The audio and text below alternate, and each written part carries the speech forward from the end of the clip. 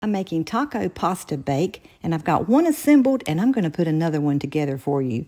The workhorse in my kitchen are the micro cookers. This is the 1 quart, 2 quart, and 3 quart.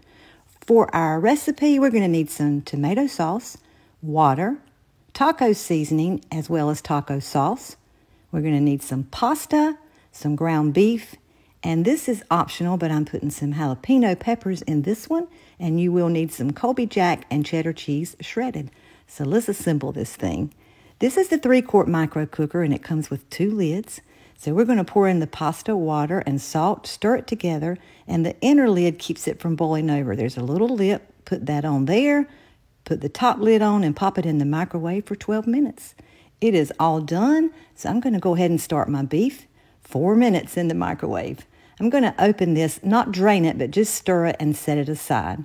So the meat has cooked 4 minutes. I'm breaking it up, adding the sauce, seasoning, the jalapeno peppers, and water. Give it a good stir, and back in the microwave it goes for 3 more minutes.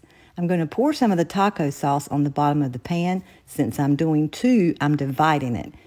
Pasta is going to get drained and stirred and added into your pan. In my case, 2 pans because I'm dividing it.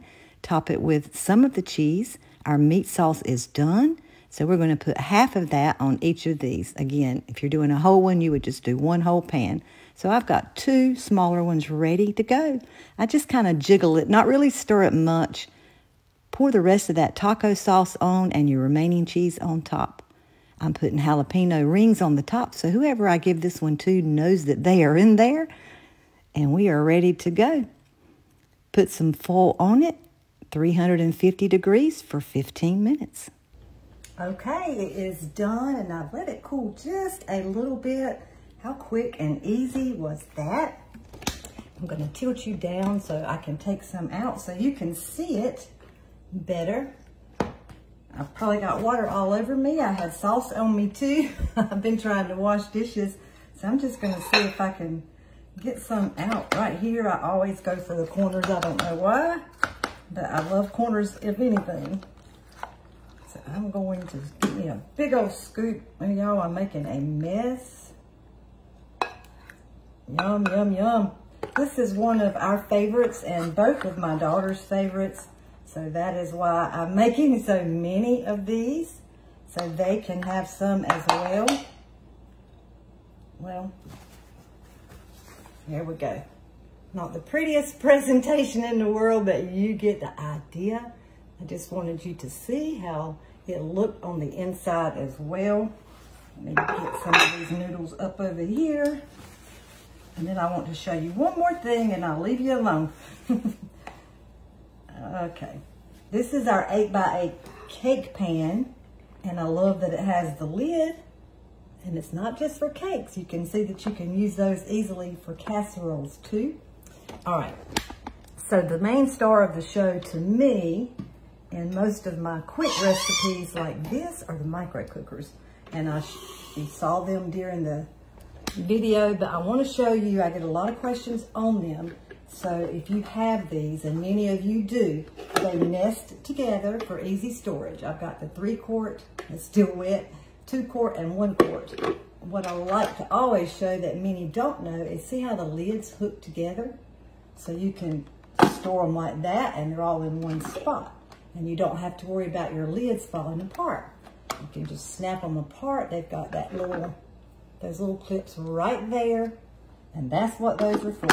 They just pop right together. How cool is that? And then I also get questions on the grater, and I use the double-sided. I've already got this washed and dried, and they do come with protective covers. But if you don't want to use them put together, I can't get my camera. I need a camera person.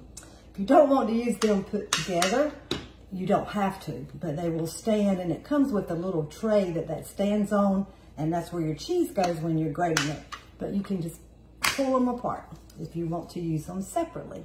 Separately, they're not going to stand up, but you can shred over your food if you want to.